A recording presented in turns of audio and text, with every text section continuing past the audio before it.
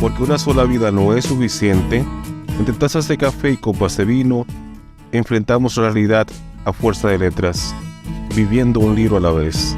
¿Nos acompañas?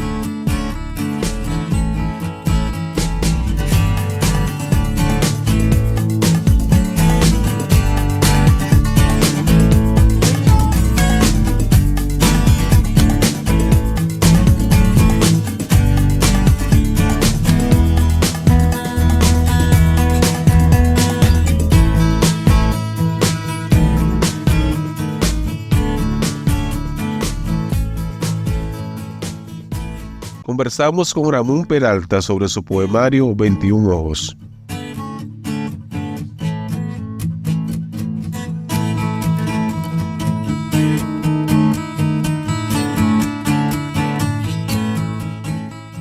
Ramón Anselmo Peralta Domínguez nació en República Dominicana en 1965. Es licenciado en Educación Mención, Filosofía y Letras y magíster en Lingüística aplicada a la enseñanza de la lengua en la Pontificia Universidad Católica Madre y Maestra.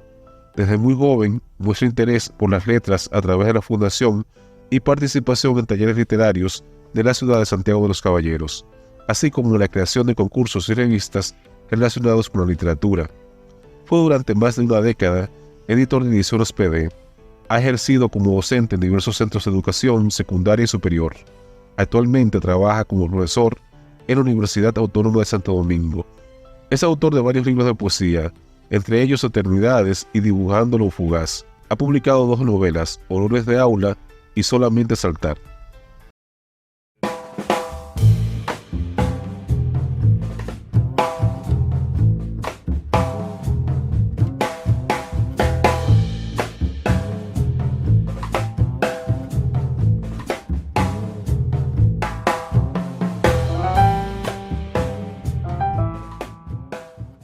Veintiún ojos. Al principio bastaba con un ojo para ver el mundo, porque la moneda solo tenía una cara y el arco iris todavía un solo color. Luego la moneda se cansó de tener solo una cara y el arco iris, aburrido de ser azul, siempre azul, inventó un rimito de color. Desde entonces el mundo se llenó de plurales incontables y a mi cara le nacieron 21 ojos. Bien, amigos y amigas de Literatura Literaria Papel Maché, un podcast para la difusión de la literatura desde la República Dominicana. Le damos la más cordial y calurosa bienvenida a ustedes como oyentes que nos hacen el favor de escucharnos cada semana o cada vez que tenemos la oportunidad de grabar y difundir este podcast. Hoy, como ustedes pudieron apreciar al principio, escuchábamos uno de los poemas del libro 21 ojos y su autor es Ramón Peralta, a quien tenemos la dicha de tener entre nosotros en este episodio. Buenas tardes, Ramón, o buenos días, depende, porque esto se escucha a cualquier hora. ¿Cómo estás? Buenas tardes, Edward. Gracias por la invitación. Una pregunta que siempre hacemos a los escritores que vienen por primera vez al podcast es: ¿cómo fueron sus inicios en la literatura? ¿Cómo fue el inicio de esa carrera como escritor y cuáles han sido los hitos principales de la misma? Bueno, te diré que nosotros, comenzamos un grupo en 1985 en Santiago de los Caballeros, donde está la Sociedad Alianza Cultural, la Alianza Cibaeña. Ahí fundamos el Taller Litera junto a un grupo de amigos, entre ellos Andrés Acevedo, Víctor Estrella, Hugo Gil, Cabral de la Torre, Virgilio Hernández, etc. Entonces así comenzamos. Luego en 1991 fundamos el Círculo de Escritores de Santiago, que fue una entidad que intentó, en un mundo muy difícil como era en aquella época, en los 90, publicar un libro. Entonces trabajamos con la publicación y ya para 1992, gracias al Círculo de Escritores, publiqué mi primer libro titulado Eternidades. Así fue que realmente inicié. ¿Y cuáles eran sus lecturas en esa época? Porque usted, según su biografía, hizo vida en los talleres literarios de Santiago. ¿Qué autores y qué libros ustedes acostumbraban a leer y discutir en esos grupos, en esas reuniones literarias? Bueno, los autores, en mi caso, el poeta César Vallejo fue fundamental. eh, Neruda estaba muy de moda, aunque yo no he sido muy nerudiano, pero estaba muy de moda y se leía. Octavio Paz, Jorge Luis Borges y evidentemente dominicano, Franklin Mieses Burgos, Manuel del Cabral y el poeta José Mármol. Ramón, ¿cómo usted ve la vida cultural en Santiago en la actualidad? Tanto en materia literaria y en sentido general en todo lo que tiene que ver con la cultura. Sabemos que Santiago cuenta con varias instituciones culturales y como usted ha sido también de alguna manera un activista cultural, aparte de ser escritor, me gustaría saber cómo usted ve el devenir y la actualidad de la vida cultural de Santiago. Hay un grupo de jóvenes que está haciendo literatura. Hay una generación emergente muy buena que ha ido ganando reconocimiento, en verdad, es cierto eso. Y de esos grupos, lo que usted participaba, o sea, permanecen todavía.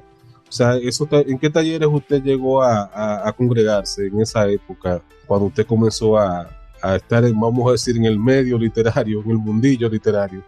Sí, estaba el grupo Litera, como Sí, ustedes en la biblioteca Alianza Cibaeña. También visitábamos a Casa de Arte. Yo iba a los dos grupos. Realmente mi nacimiento es en el grupo Litera, pero tenía sí. amigos en Casa de Arte y visitábamos. Éramos muy activos en aquella época.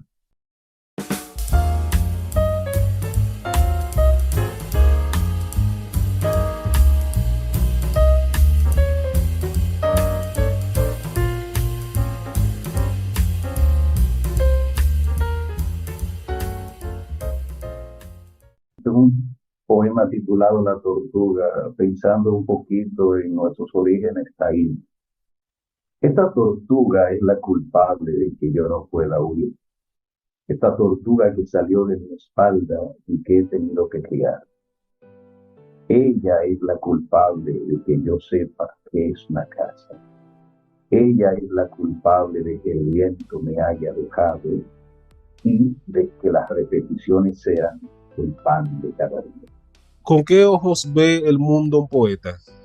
Con muchos ojos, Con 21, con ojos, con 21, como el con título. 21, quizá con más de 21, con Sí. ojos internos, con ojos externos, con ojos muy diversos, muy diversos. Se piensa a veces como que el poeta tiene una visión a veces idílica, un tanto naif, ingenua de la vida, aunque también hay poetas que son sociales y se fijan en los problemas que tenemos en este mundo que nos ha tocado vivir. ¿Cómo usted se ubica? ¿Usted ve el mundo con pesimismo, con optimismo, o lo ve tal como es, con sus cosas buenas y con sus cosas no tan buenas y sus cosas malas que también tiene? Su visión personal, y de alguna manera en su poesía se ve reflejada cuál es su visión personal de la vida y del mundo. O sea, cómo usted ve el mundo como un valle de lágrimas, como dirían los cristianos, los cristianos que siempre dicen eso en sus oraciones, que el mundo es un valle de lágrimas, o el mundo es lo que es. O sea, el mundo hay que asumirlo tal como es. O se puede cambiar algo en este mundo. Es una pregunta un Bueno, poco compleja. comprendo. Realmente Sí, siempre he creído que la poesía es para expresar lo interno, sea lo que sea, no importa, sí, no tiene límite. Un poeta puede escribir un poema metafísico, un poema eh, erótico, un poema social, pero que se enmarque dentro del concepto de lo que es realmente literatura. En mi caso, yo nunca he tenido esa limitación. Escribo eh, sin ningún tipo de limitación. Puedo escribirle a un animal, a un sentimiento, a una cosa. No tengo limitaciones en ese sentido.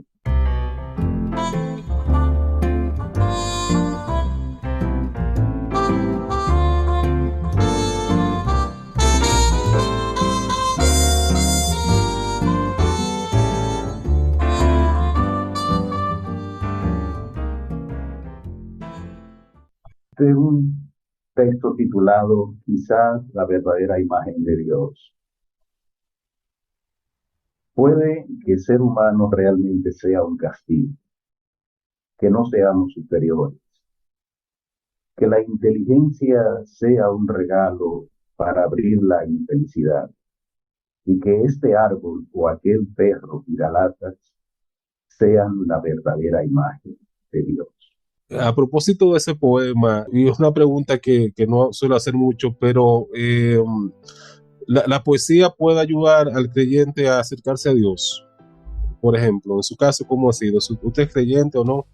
¿Agnóstico? Bueno, ¿Cómo usted se ubica?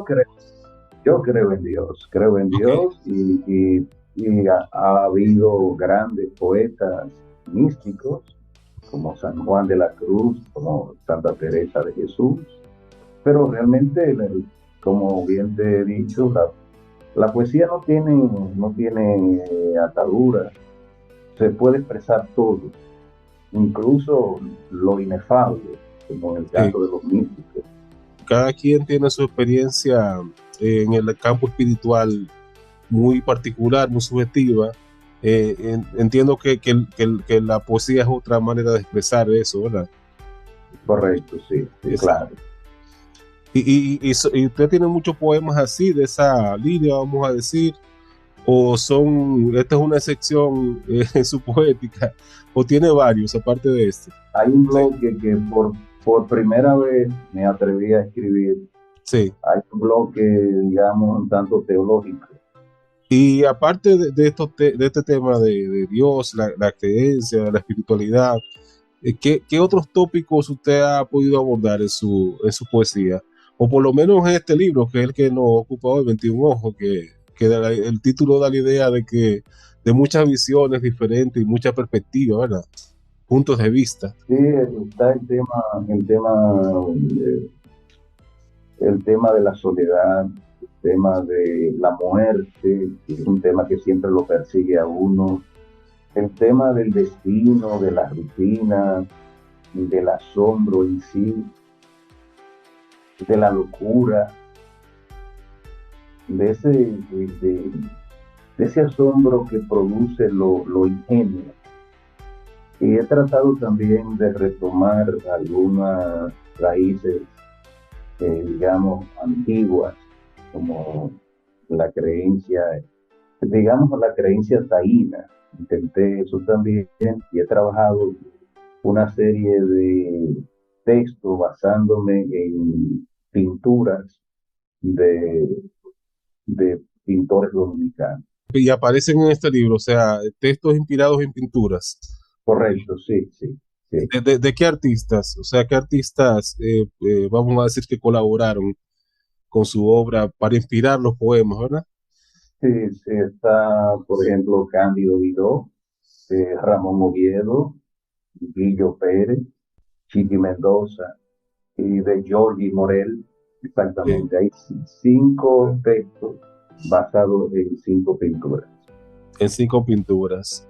Y algunos de esos pintores ya no están con nosotros cuando se escribió el libro, ya habían fallecido. Lamentablemente, el único vivo es Chiqui Mendoza. Y me imagino que sabe a qué pintura usted le dedicó a esos versos, ¿verdad? Usted pudo hablar con él, con Chiqui, sobre eso. No he tenido la oportunidad, pero Puro Tejada, que es mi amigo, sí, le ha comentado.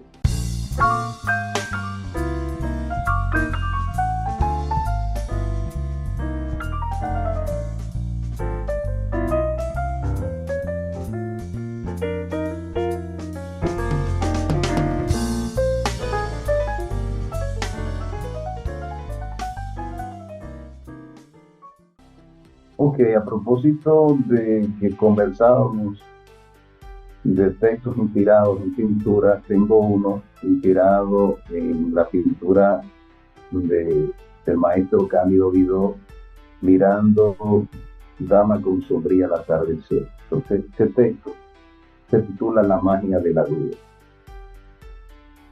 Solamente tú, Cándido Vidó, sabes cómo es la cara de esta mujer que has pintado de sus vidas. Solamente tú, Cándido Vidó, sabes en cuál de esas 11 casas vive esta mujer. Pero, por favor, no lo digas. Háblenos un poco de su experiencia como editor y como docente, esas dos facetas que usted también tiene, aparte de la faceta de escritor. Vamos a dividir editor y docente. ¿Cuál fue primero? ¿Usted fue primero docente y después editor o al revés?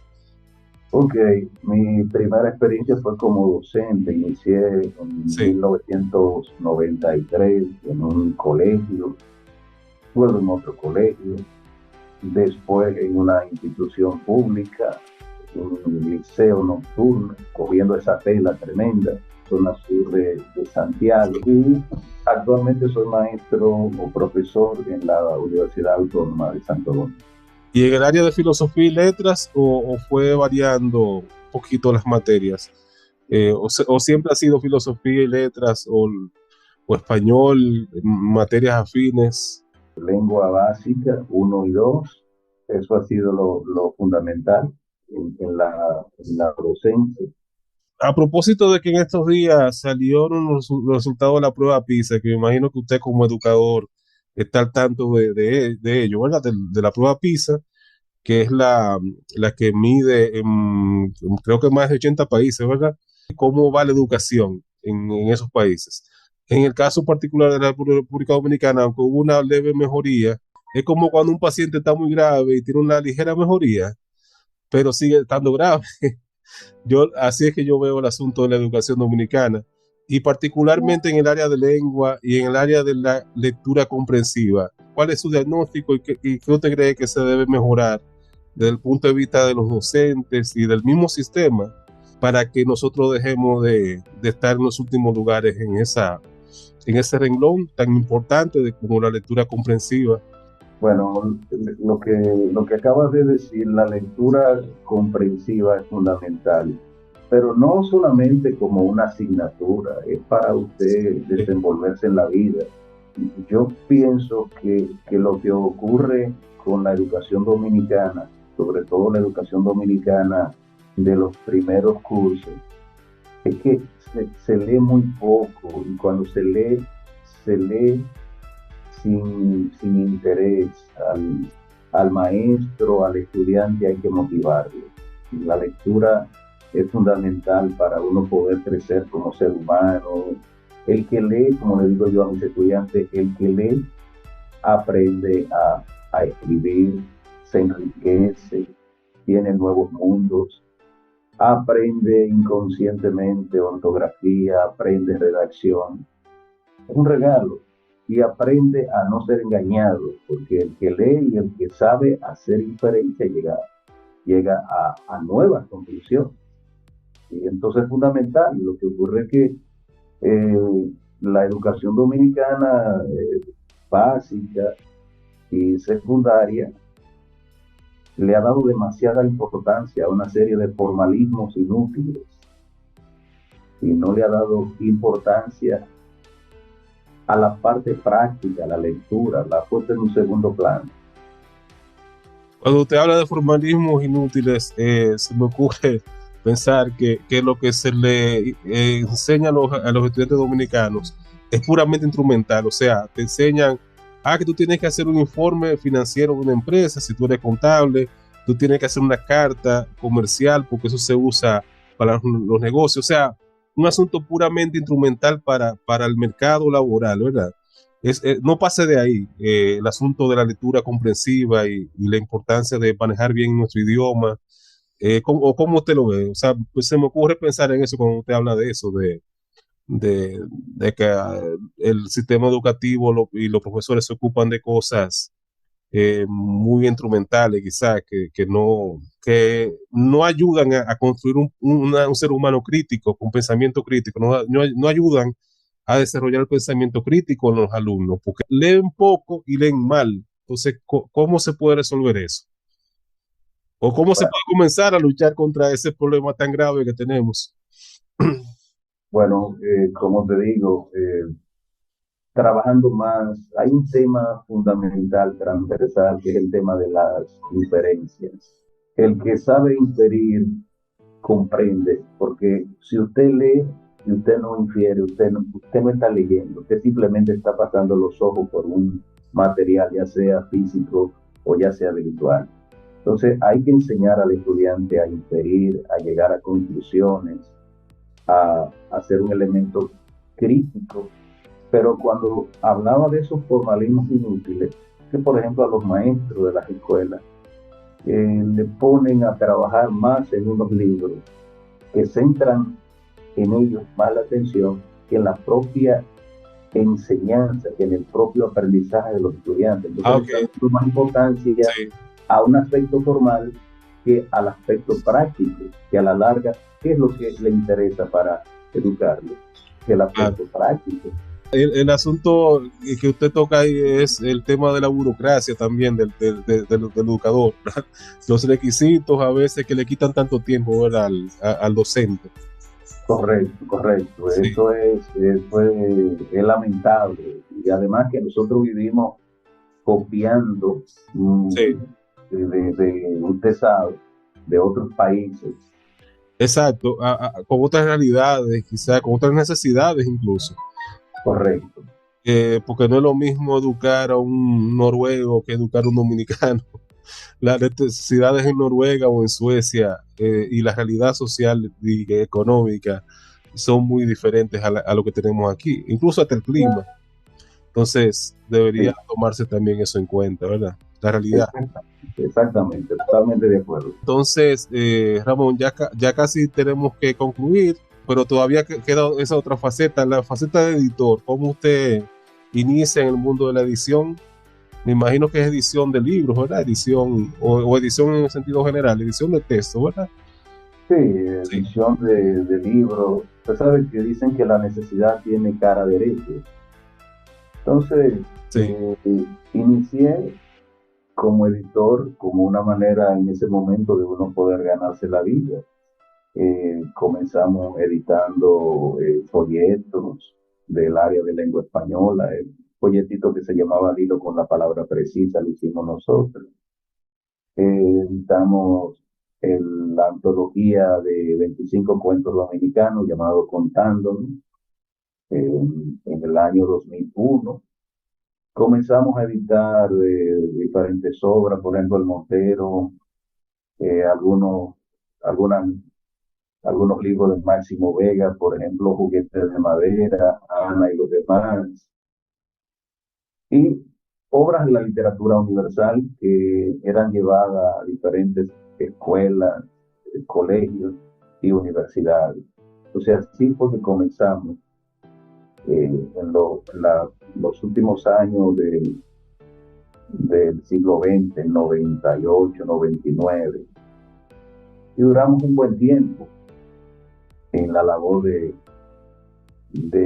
editar diferentes libros. Ya finalmente, Ramón, ¿dónde los oyentes pueden conseguir un ejemplar de 21 ojos? ¿Está disponible en librerías, en Amazon? Está en Amazon, Ok. realmente hasta el momento está en Amazon. Vamos a dejar el enlace en la descripción del podcast, tanto en YouTube como en las demás plataformas, para quienes estén interesados en adquirir el poemario.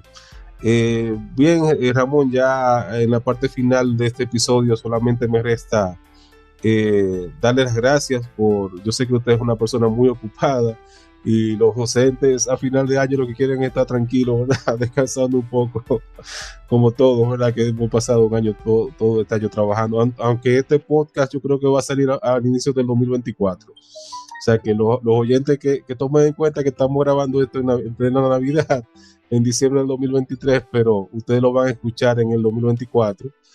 Así que feliz año nuevo y gracias por acompañarnos en este podcast este año.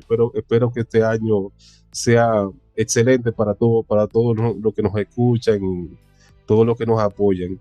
Y pues, especialmente para nuestro invitado de hoy, Ramón Peralta, era un excelente 2024.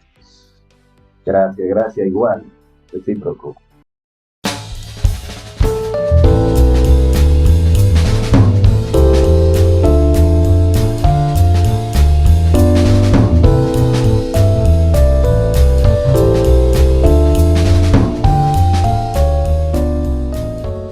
Y así concluye una entrega más de Tertulia Literaria Papel Maché. Agradecemos que nos hayas acompañado y te esperamos en el próximo episodio para seguir viviendo un libro a la vez.